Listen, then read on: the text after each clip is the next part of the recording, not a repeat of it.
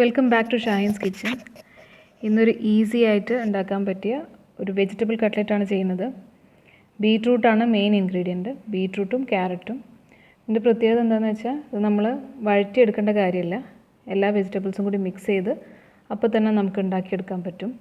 അപ്പോൾ അതിന് വേണ്ടി 2 മീഡിയം സൈസ് ബീട്രൂട്ട് ഗ്രേറ്റ് ചെയ്തെടുത്ത് വെച്ചിട്ടുണ്ട്. പിന്നെ വേണ്ടത് 2 ചെറിയ ക്യാരറ്റ് ഗ്രേറ്റ് ചെയ്തത്, ഒരു സവാള, ഒരു മീഡിയം സൈസ് സവാള ചെറുതായിട്ട് ചോപ്പ് ചെയ്തെടുത്തത്, ഇഞ്ചി കൊത്തി അരിഞ്ഞത്, പിന്നെ പച്ചമുളക്, മല്ലിയില, പിന്നെ ഉരുളക്കിഴങ്ങ് പൊടിച്ചെടുത്തത് വേണം, പുഴുങ്ങി പൊടിച്ചെടുത്തത്. ഇത് 2 ഉരുളക്കിഴങ്ങുണ്ട്. പിന്നെ മസാലകളായിട്ട് വേണ്ടത് 1/4 ടീസ്പൂൺ മഞ്ഞൾപ്പൊടി, ഉപ്പ്, ഗരം മസാല, പിന്നെ കുരുമുളക് പൊടിച്ചെടുത്തത്. ഇത്രയാണ് ആവശ്യം. പിന്നെ ബ്രെഡ് ക്രംസ് വേണം. അത് ഒരു 4-5 സ്ലൈസ് ബ്രെഡ് പൊടിച്ചെടുത്ത ബ്രെഡ് ക്രംസ് ആണ്. പിന്നെ ഇത് പ്യുവർ വെജായിട്ടാണ് ചെയ്യണമെന്നുണ്ടെങ്കിൽ ഉരുട്ടിയെടുക്കുമ്പോൾ നമ്മൾ മുട്ട ചേർക്കേണ്ട കാര്യമില്ല. അതിന് പകരം മൈദയും കുറച്ച് കോൺഫ്ലോറും കൂടി വെള്ളത്തിൽ കലക്കിയെടുത്ത് അതിൽ കുറച്ച് ഉപ്പ് ചേർത്തിട്ട് അതിൽ ഉരുട്ടിയെടുത്താൽ മതി. അത് ഞാനിപ്പോൾ കാണിക്കാം.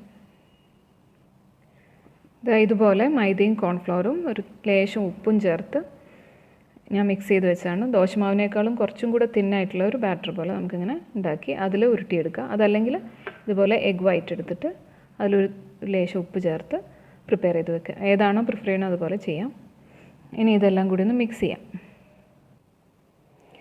എല്ലാം കൂടി ഞാൻ ഒരു ബൗളിലേക്ക് എടുത്തിട്ടുണ്ട്. ബീട്രൂട്ട്, ക്യാരറ്റ്, ഉരുളക്കിഴങ്ങ് പുഴുങ്ങിയത്, സവാള, പച്ചമുളക്, ഇഞ്ചി, മല്ലിയില, ഇത്രയും സാധനങ്ങൾ. അപ്പോൾ ഇതിൽ നല്ല മോയ്സ്ചർ ഉണ്ടാവും. ക്യാരറ്റിലും ബീട്രൂട്ടിലും ഒന്ന് പിഴിഞ്ഞെടുത്തതിന് ശേഷം എടുത്താൽ നല്ലതാണ്. പിന്നെ ഇനി നമുക്കിതിലേക്ക് ഉപ്പും കുരുമുളകും മഞ്ഞൾപ്പൊടിയും ഗരം മസാലയും ചേർത്ത് കൊടുക്കുക. ആവശ്യത്തിന് ഉപ്പ്, 1/4 ടീസ്പൂൺ മഞ്ഞൾപ്പൊടി, 1 ടീസ്പൂൺ കുരുമുളക് പൊടിച്ചത്, പിന്നെ ഒരു നുള്ള് ഗരം മസാല, ഒരു 1/4 ടീസ്പൂണോളം ഗരം മസാല, ഇത്രയും ചേർത്ത് അത് മിക്സ് ചെയ്തെടുക്കാം. ഞാൻ എല്ലാം കൂടി മിക്സ് ചെയ്തെടുത്തിട്ടുണ്ട്. ഇനി ഇതൊന്ന് ടൈറ്റ് ആവാൻ വേണ്ടി കുറച്ച് ബ്രെഡ് ക്രംസ് ഇതിലേക്ക് നമുക്ക് ചേർത്ത് കൊടുക്കാം. കുറച്ച് ബ്രെഡ് ക്രംസ് ഇതിലേക്ക് മിക്സ് ചെയ്ത് അതും കൂടി ചേർത്ത് ഒന്ന് മിക്സ് ചെയ്ത് ഉരുട്ടിയെടുക്കുക. ഒരു 4-5 ടീസ്പൂൺ അല്ലെങ്കിൽ ഒരു 5-6 ടേബിൾ സ്പൂൺ തന്നെ ബ്രെഡ് ക്രംസ് നമുക്കിതിലേക്ക് ചേർത്ത് അതും കൂടി ചേർത്തൊന്ന് മിക്സ് ചെയ്ത് റെഡിയാക്കി എടുക്കാം.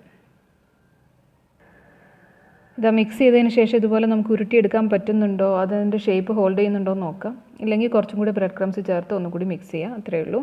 പിന്നെ ഈ സമയത്ത് നമുക്ക് ഉപ്പ് നോക്കാം, കുരുമുളകൊക്കെ ഇതിൽ പാകത്തിനുണ്ടോ എന്ന് നോക്കാം. ഇനി നമുക്കത് മൈദ ചേർത്തിട്ടുണ്ടാക്കി ആ ബാറ്ററിൽ മുക്കി ബ്രെഡ് ക്രംസിൽ ഉരുട്ടിയെടുക്കാം. ഞാനിപ്പോൾ ഇത് റെഡിയാക്കി ഒരു 8 എണ്ണം ഞാൻ റെഡിയാക്കി വെച്ചിട്ടുണ്ട്. ഇനി ഒരു 4 എണ്ണം കൂടി ചെയ്യാനുള്ള മാവ് ബാക്കിയുണ്ട്.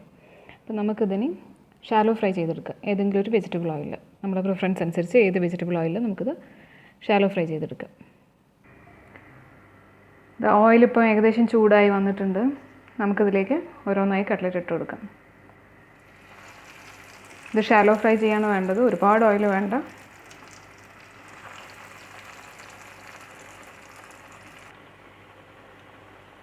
ഒരു 2 മിനിറ്റ് മുതൽ 3 മിനിറ്റ് വരെ ഒരു സൈഡ് നമുക്കൊന്ന് ബ്രൗൺ കളർ ആവുന്ന വരെ ഫ്രൈ ചെയ്തെടുക്കാം.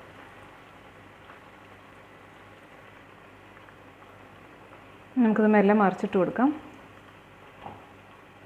ഇതുപോലെ നല്ല ബ്രൗൺ കളർ ആവുന്ന വരെ നമുക്കിത് ഫ്രൈ ചെയ്തെടുക്കാം.